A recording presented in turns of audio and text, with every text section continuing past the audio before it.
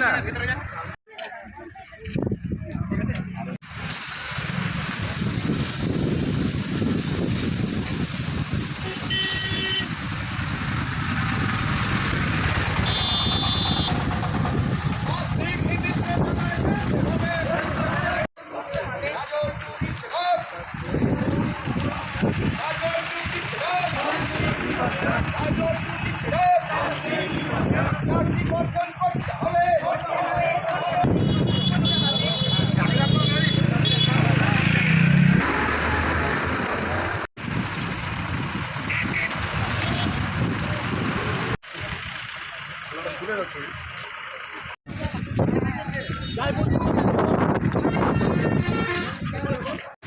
আজকে আমরা গাজলপুর গ্রাম পঞ্চায়েতের পক্ষ থেকে একটা আন্তর্জাতিক প্লাস্টিক মুক্তি দিবস পালন করা হলো।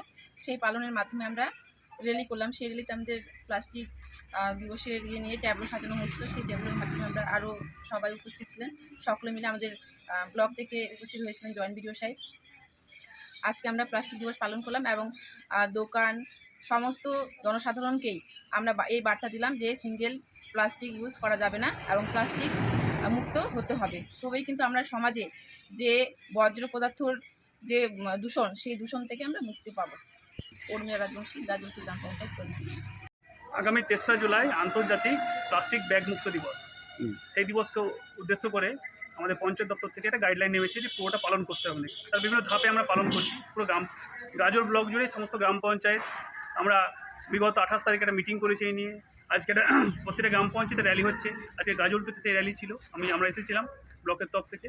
এখানে তারা খুব সুন্দর ট্যাবলো করেছে এবং আমরা বিভিন্ন বাজারে ঘুরলাম, র্যালি করলাম এবং মানুষের মধ্যে বার্তা ছড়িয়ে দিলাম যে প্লাস্টিক ব্যাগ, বিশেষ করে সিঙ্গেল ইউজ প্লাস্টিক ব্যাগ যেগুলো ক্যারি ব্যাগ, সেগুলো বর্জন করতে হবে, রিসাইকেলেবল প্লাস্টিক ইউজ করতে হবে।